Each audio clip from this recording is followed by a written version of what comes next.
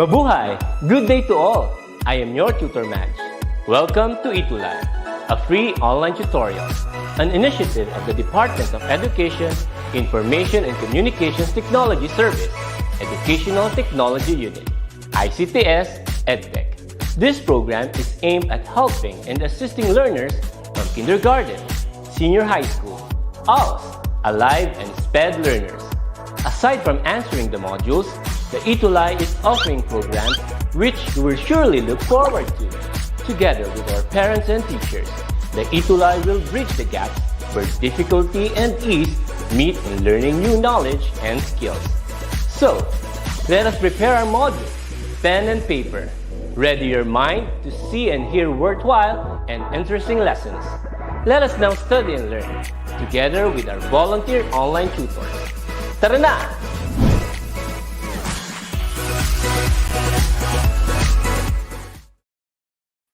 Hello po, good afternoon po.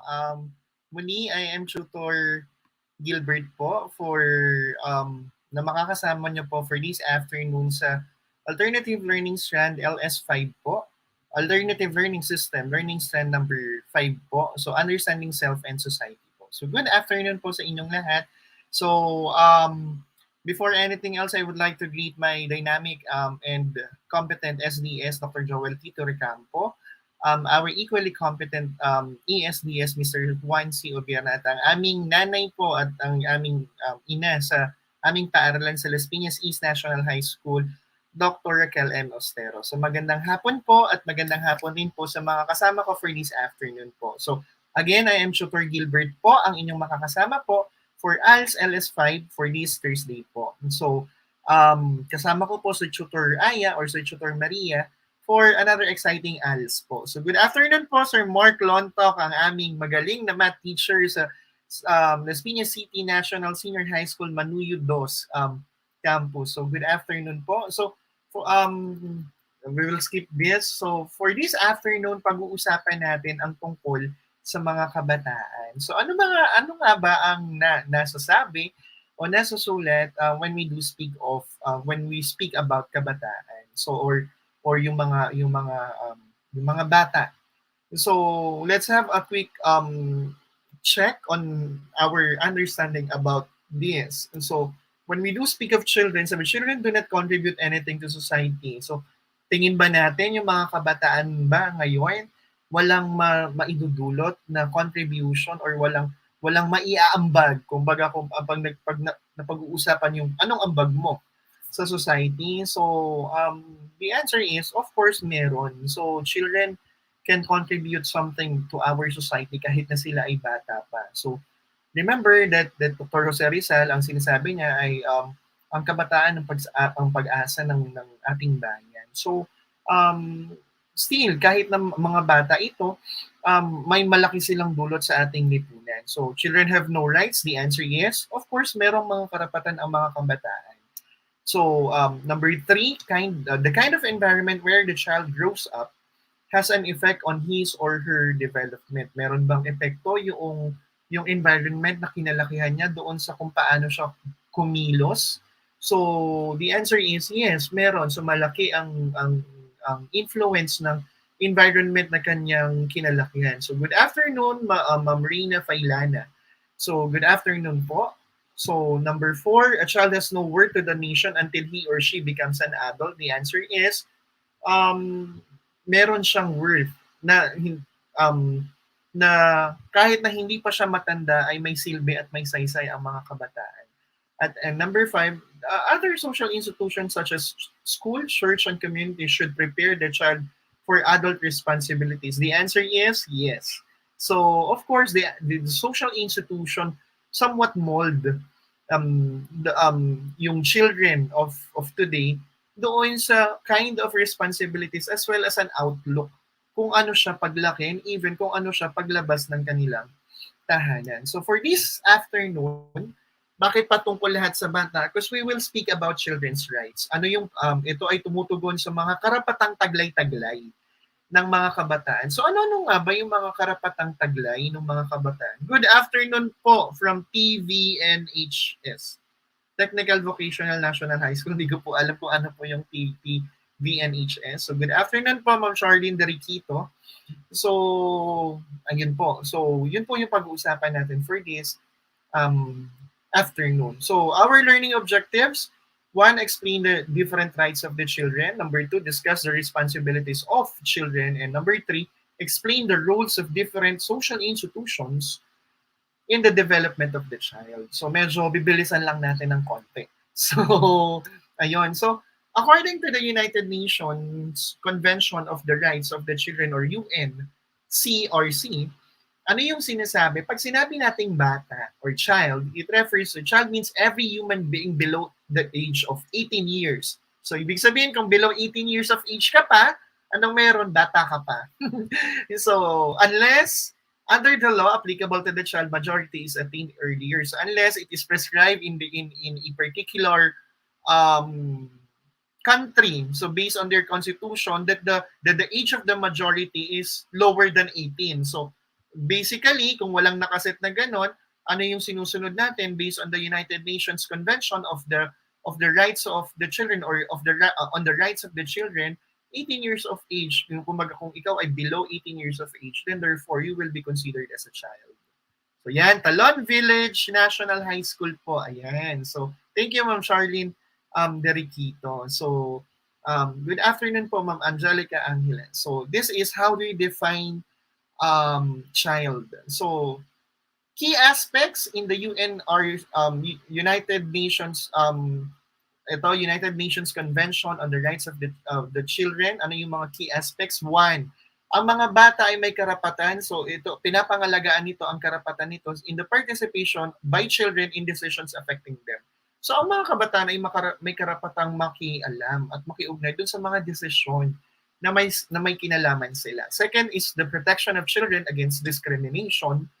The third, prevention of harm to children. And fourth, provision of children's basic needs. So ibig sabihin, these are the key aspects prescribed in the United Nations Convention on the Rights of the Child. So, or the rights of the children. So when we do speak, ito yung apat na makikita natin. So ano-ano ba yung mga karapatang taglay-taglay nung mga kabataan? So when we speak about rights of a child. So one, of course, lahat ng kabataan, every child has the right to be born well. So lahat ng bata ay may karapatang ipanganak ng maayos. So kahit, di ba, from misconception to birth, so ibig sabihin may karapatan na ito na ipanganak ng maayos. So that is why anong meron, di ba, minsan pag nakakarinig tayo ng mga balita sa TV na may mga sanggol na iniwan, parang kapapanganak pa lang na sanggol. Of course, yung mga cases na mga ganon is still protected under the Philippine Constitution and in accordance with this convention po. So every child has the right to be born well. So pangalawa, every child has the right to a wholesome family life. So ibig sabihin, karapatan ng mga bata or ng bata or ng mga bata na magkaroon ng maayos na pamilya na siyang tutugon at aagapay sa kanyang paglaki. So that's one. So every child has the right to a wholesome family life. So that is why dinidetermine na kung if yung isang pamilya, say for example, nagkaroon ng sigalot, nagkaroon ng pag-aaway, there are government departments na nagsasaalang-alang ng kapakanan ng bata kung capable ba yung both parties na palakihin ng tama at masustentuhan ng maayos na buhay yung bata. So that's the time na ibabalik sa kanila yung issue under the custody of a specific department agency. So pangatlo, every child has the right to raise well and become contributing members of the society. So lahat ng mga kabataan ay may karapatang mapalaki ng maayos at magkaroon or maging isang miyembro ng lipunan na kung saan siya ay may tungkuling ginagampanan. That is why, anong meron, karapatan ng mga mag-aaral sa mga paaralan, tinuturo na ang civic, di ba, ang civics, na kung saan ang mga bata ay tinuturuan na makilahok sa iba't ibang mga programa at mga gawain patungkol sa lipunan kanyang ginagalawan. So dahil ito ay karapatan ng kabataan at ng mga bata na sila ay palakihin at maging isang kapaki-pakinabang na miyembro ng kanyang lipunang ginagalawan at ng bansa. na kanyang, kumbaga, ginagalawan. So, sumunod, every child has the right to basic needs. Ang mga bata or ang mga kabataan ay may karapatan na magkaroon ng maayos na access into basic needs. So, karapatan niya na kumain. So, that's why kapag nagagalit tayo sometimes sa anak natin kumbaga, lagi nating binibilhan ng pagkain or sinusustentahan natin, nahihirapan tayong magtrabaho. The thing is, let us always be reminded that karapatan ito ng ating mga anak na magkaroon sila ng equal access or equitable access pagdating sa mga basic needs. So it is our duty and responsibility as parents na anong meron na bigyan at tugunan itong mga basic needs nila. Good afternoon po, Ma'am Geraldine Vargas. So magandang hapon po. Next, every child has the right to access what they need to have a good life. So karapatan ng mga bata na magkaroon ng access para magkaroon sila ng maayos na buhay. So halimbawa, right to access to clothing. So yung damit, hindi ba? So karapatan ito ng mga kabataan. And of course, responsibility ito ng mga magulang to provide things that they need to have a good life. So hindi naman yung marangyang buhay, but they have a good life na may damit sila, may tirahan sila na maayos, nakakapag-aral sila in order to para ma-mold natin sila in order sa hinaharap or sa susunod na panahon ay magkaroon sila ng maayos at magandang buhay. Kaya nga, di ba, ang tanging pamana na maibibigay para sa mga mag-aaral, para sa mga estudyante, ang tanging ipapamana sa atin ng ating mga magulang, hindi man ang yaman sa mundo, bagkus ang edukasyon na dapat nating ma-attain. So that is why we also need, so as part, sabi nga, if we possess rights, we also need to have and be reminded of our duties and responsibilities. So as a student, anong dapat natin gawin? We need to have gratitude dun sa mga bagay na meron tayo. So kung nakakapag-aral tayo, dapat nag-aaral tayo ng mabuti. So that's fine. So next, every child has the right to education. Ang lahat ng kabataan ay may karapatan na magkaroon ng pantay na access in terms of education. That is why, anong meron, the government or the state itself is mandated to give equitable access to education, specifically primary and secondary education. Di ba? Kaya nga may mga free public primary and secondary education sa Philippines. So, ganun din, pagdating sa tertiary level, they can access different scholarships in order for them to attain, kumbaga, free access of education hanggang sa maging working professional sila. So, ang lahat ng mga kabataan ay may karapatan na magkaroon ng access sa education. But again, when we do speak of child below 18 years old, so definitely under the system now, papalo sila dun sa primary and secondary education, yung basic education, which is the K-12, which is in the Philippines, di ba, free naman po ito. So habang ngayon ay pandemya, of course, ang mga guro ay ini-extend ang kanilang mga full efforts and initiative para tulungan ang mga bata na ito na tamasain yung karapatan na taglay-taglay nila, which is the right to education. Next will be, every child has the right to play and enjoy their youth. So again, ang mga kabataan ay may karapatang maglaro po at kumbaga enjoyin nila yung process ng youth nila. So sana we as parents, kung tayo ay mga magulang na, anong meron, let us always be reminded na ang mga anak natin ay may ganitong karapatan na maglaro sila, wag nating ikulong lang sila. Of course, it's understandable ngayon sa panahon ng pandemya na dapat maglagi sila sa loob ng tahanan. But soon, sana pag nawala yung pandemya, kahit pa paano ay mailabas natin sila at ma-enjoy nila yung youth. So that is why, 'di ba, child labor is kumbaga it's a criminal case in the Philippines, 'di ba? Na kung saan pinagtatrabaho mo yung bata. Bakit? Kasi na violate nito yung right na ganito ng bata, yung right to play and even enjoy their youth. So, yun nga, sa murang edad, di ba, nagtatrabaho na sila. So, again, it's a violation of this right. Every child has the right to be protected from danger. So, di ba, natatandaan nyo, meron tayong Bantay Bata 163 na kung saan yung mga bata, even from the dangers of their parents, for some cases, anong meron, ay pinapangalagaan at pinaprotektahan sila ng Estado. So dahil may karapatan nga sila to be protected from any danger. So next will be, every child has the right to live in a productive environment. So ang mga kabataan ay may karapatan na mabuhay doon sa isang produktibong kapaligiran. So productive environment. So like school is a productive environment. So right to education and even this one, right to live in a productive environment ay ilan sa mga karapatan ng mga kabataan. And next, every child has the right to receive protection and assistance from the government. So kagaya nga ng sinabi ko, there are different agencies that can offer help and assistance, protection and assistance from saan sa mula sa ating pamahalaan. So when we do speak of this right, thus yung susunod is every child has the right to good governance. So ibig sabihin kahit bata sila, ang mga kabataan ay may karapatan pa rin na magkaroon ng maayos na gobyerno. So good governance. So hindi lang ang gobyerno ay para sa mga 18 years and above.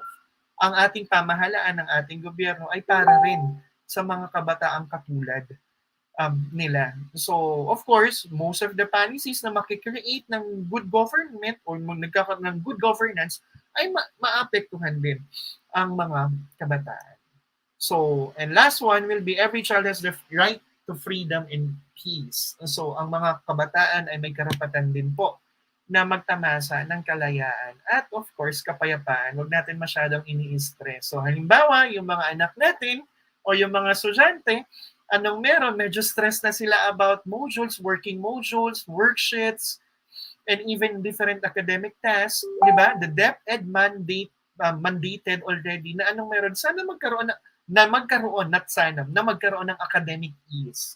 Hindi ba? That is why us teachers, we are really, kumbaga, we give our full understanding sa mga estudyante. So as much as possible, we tend to guide them, we tend to understand them kung ano man yung pinagdadaanan nila in working their own modules po. So dahil nga may karapatang taglay-taglay yung mga kabataan. So tingin nga natin medyo mabilis pero subukan nga natin, let's see what we've learned. So I have pictures here. Tingnan nyo nga kung ano yung naaalala nyo mga karapatang taglay ng bata. You can type in. So this one, ano kaya yung nire-represent? Right to what? Medyo mabilis lang. So kasi may kailangan tayong habulin ng mga na lesson. So this one, yan. So when we do speak of this picture, it's right to, ayan, see, it's right to proper birth or yung right to be born well. Di ba? So this one. So, ang mga kabataan ay may karapatan na ipanganak ng maayos. Diba? Right to proper birth or right to be born well. So, how about this one? Picture. Ayan, yung nagbabasa. Yung bata. Ano kaya ito? Right to what? Kapag nakakita ka nung batang nagbabasa, nung libro, nung ABC, right to? Ayan. So, when we do speak of this one, right to education. So, very good. So, that's right to education. So, when we do speak of this right. Next, this one. Ayan, may pagkain. yung may pagkain. Ano po kaya yan? Yan. So when we do speak of this picture, it is, so we have the right to be born well, right to education. This one is right to access basic needs. So right to basic needs.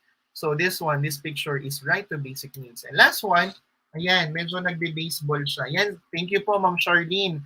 Derikito, it's right to education. So, this picture, anong meron po dito? Yan yung naglalaro na siya. So, right to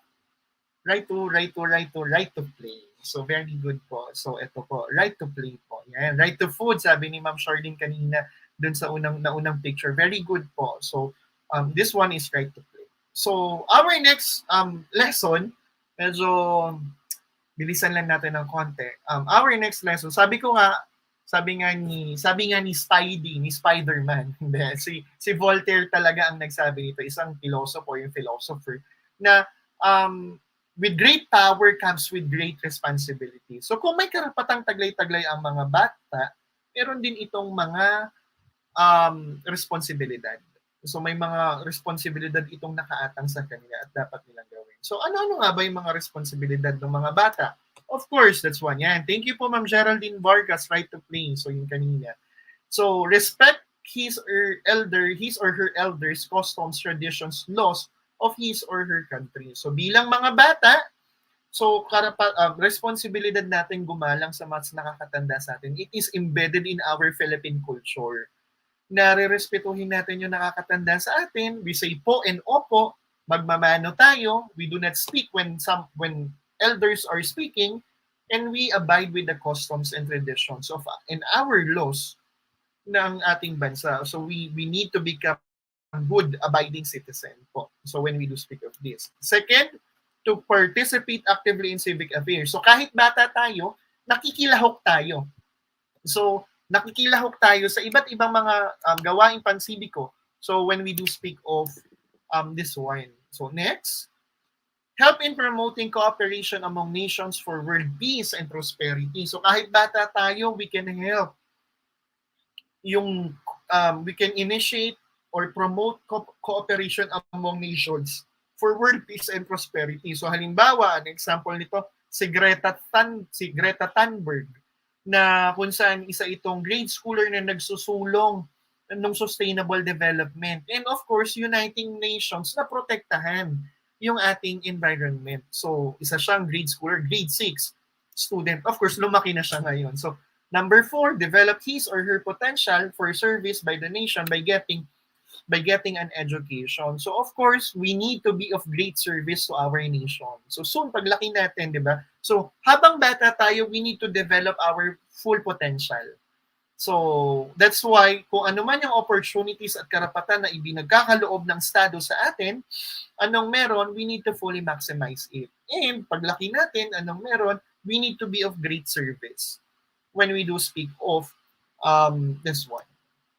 So ano-ano po yung mga role ng society in the development of child? So ibig sabihin, aside from the responsibilities, there are different social institutions like family, like community, like the school, na may mga gampanin na dapat ituro doon sa pagpapalaki sa mga bata. So for family, sa pamilya, ano yung gampanin na ginagampanan niya or na dapat niyang gawin for the development of the child? One, syempre dapat the family should provide affection, companionship, and understanding. So, di ba, nowadays, isa sa mga pangunahing kumbaga trend or nangyayari sa mga kabataan, mas close sila sa mga kaibigan nila. And again, this is a soft reminder to all parents na anong meron, that family should be the first one to provide affection, companionship, and understanding. So, sikapin nating maging open sa atin yung mga anak natin. So, di ba, minsan nagagalit tayo pag mababa yung grades nila, pero nakakalimutan nating tanong, bakit mababa? Di ba? Laging ang tanong, anong naging dahilan, bakit ito naging mababa? So, lagi nating tinitignan yung numerical value. But again, as family, we need first to initiate level of understanding to our children. Yan, sabi ni Ma'am Roma, family is love. Yes, tama po. That we need to provide affection, companionship, and even understanding sa ating mga anak. So, tayo ang dapat unang uunawa sa kanila. So, kung nahihirapan sila, may mababa silang grades, definitely nahihirapan sila doon. So, we need to extend our line of help to them. Hindi sa kaibigan sila hihingi ng tulong, di ba? Mas secretive na nga sila sa atin as compared sa kanila, di ba? Mas open sila sa kanilang mga kaibigan. Yan, sabi ni Ma'am Roma, dapat magkaroon ng open communication. Very good. So, second, we provide support and moral guidance. Whatever yung undertaking ng mga bata, we need to provide support and moral guidance sa ating mga anak. At tayo rin ang tuturo ng tama at ng mali. Of course, yung mali, ipapaalam natin sa kanila. So, supervise the activities and recreation of their children. So, hindi lang tayo puro sa aral. So, sana we set up time for the recreation to sabi nga, to facilitate bond sa ating mga anak. So, when we do speak of family, encourage children to participate in civic affairs. Diba? So, more than the school, more than the other social institution, ang family ang unang nag-i-initiate to participate in the civic affairs. So sometimes yung family, may mga family na actively engaged in tree planting activities. That is civic affairs intended for sustainable development. So family ang dapat nag-i-initiate nito, and of course, always set a good example. So maging mabuti nawa tayong ehemplo. So be the kind of person that you wanted to be emulate by your children. So when we do speak of family, ito yung mga gampanin. Second, yung school. So as teachers, yan, we should understand our child and give them advice. Tama po, Ma'am Geraldine Vargas. So, yung school, ano naman ang gampanin ng mga school? One, so it should be inclusive to all types of learners. We have different types of learners. There are very fast, we have fast learners, we have yung sinatawag nga natin na coping learners, yung mga hindi ganun kabilis. We have very, very, very fast. Diba? So, the school should be inclusive to all types of learners. That's why in different schools, ano yung mandate sa mga teacher, we need to differentiate activities in order for them na, kumbaga, ma-experience yung equitable access of education. So when we do speak of inclusivity pagdating sa school, so mandated din yan ng Department of Education. Yung it should be inclusive to all types of genders, to all types of learners, hindi ba? So when we do speak of this. So, the school should provide a child-friendly environment. Hindi dapat nakakatakot yung school. So, anong meron? So, the school should be a motivating environment. It should be a child-friendly environment para ma-motivate silang pumasok. 'Di ba? Hindi yung pagbukas pa lang ng Google Classroom, tad-tad na yung activities. 'Di ba? So, nakaka-trauma yon on the part of child. So, as teachers, me as a teacher, anong meron? We should encourage our students to attend, 'di ba? And even to enjoy yung attending online consultations. Provide facilities that will develop and unleash the child's fullest potential. Yan. So the school should unleash yung child's fullest potential. So sa school niya na-develop yan. So of course, meron ng innate potentials yung mga bata. Ano yung ginagawa ng school? Kaya nga, di ba, in different performance tasks, we hit different types of learners kung ano yung mga abilities na meron sila. So sa school nila naranasang sumayaw, tumula, di ba? So mag-recite, magsalita sa unahan, ano pa ba, mag-compute, mag-solve sa board. So in order for us to develop fully yung kung ano yung potentials nila. And next will be provide learning environment that is free from dangers and ensure safety of our children. So sabi nga, child-friendly environment where the child is safe. So we need to ensure safety. So pagdating sa school. So and the community itself, for the community, ano naman po yung gampanin ng community for the development of the child, organized activities for the cultivation of the interest of children. So halimbawa yung mga community, di ba nagpapaliga? So kasi nga, anong meron? Yung interest ng mga kabataan, yung SK, di ba? Yung mga SK organizations natin. So it is to organize activities na makukultivate yung interest. So like sports, di ba? Instead na mapariwara sila, mapunta sila, gumamit sila ng mga masasama, ng mga ipinagbabawal na gamot or gumawa sila ng mga masasamang bagay, anong meron? We need to cultivate them para magkaroon sila ng interest. So if you're working in the community also support parent education programs. So if the parents or have limited knowledge about parent education program, then the community, the barangay itself can provide initiatives to support parent education program para turuan yung mga magulang, para i-supervise yung kanilang mga anak and to remind them kung ano yung dapat ginagawa. The community also help institutions of learning. So hindi lang sa paaralan natututo ang mga bata. Ang komunidad din ay dapat tumutulong sa pagtuturo or doon sa pagtuturo sa mga kabataan. So halimbawa yung mga community libraries, hindi ba? So yung mga silid-aklatang pambayan, hindi ba? So that's the community. Kumbaga, tumutulong din ang komunidad sa pagtuturo at paglilinang sa mga kabataan. And last one will be, it is to assist the government in fighting juvenile crimes and rehabilitate young lawbreakers. So once na ang bata ay nagkasala, syempre bata yan, they are minor, hindi sila makukulong. However, the community should help to rehabilitate these young individuals na nagbumabali ng mga batas. So, para mamulat sila na mali yung ginawa nila at ano yung mga tama nilang gawin sa susunod na pagkakataon. So, these are the yung mga tasks ng iba't ibang mga social institution. So, skip ko nito. So, when we do speak of this one. So, I'll end this lesson with this kind of um, quote. Our youth may only comprise of 20% of our total population, but they will definitely constitute 100% of our future. So, pangalagaan natin ng maayos ang ating mga bata, ang kabataan. So, sa ngayon, they may only comprise of 20% of our total population. So, sa kabuuang bilang ng mga Pilipino ngayon, they are just only 20%.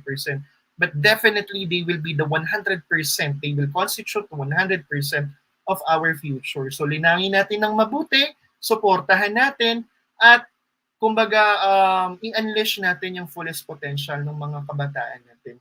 Again, gaya nga ng winika ni Gat Jose Rizal, ang kabataan ang pag-asa ng ating bayan. So ngayon, maliit lang yung bilang nila, but definitely they will comprise our future. So with that, I'm your tutor Gilbert of SDO Les Piñas, together with tutor Aya or tutor Maria of SDO Les Piñas. So kami po ang makakasama nyo every Thursday in the afternoon po for Alternative Learning System Learning Strand number 5, Understanding Self and Society. So with this, abangan nyo po kami sa susunod na Webes, at muli, still tumutok because may susunod pa, and that will be digital citizenship po for after this Understanding Self and Society. So with this, maraming salamat po sa pagsama sa akin for this afternoon. Salamat po!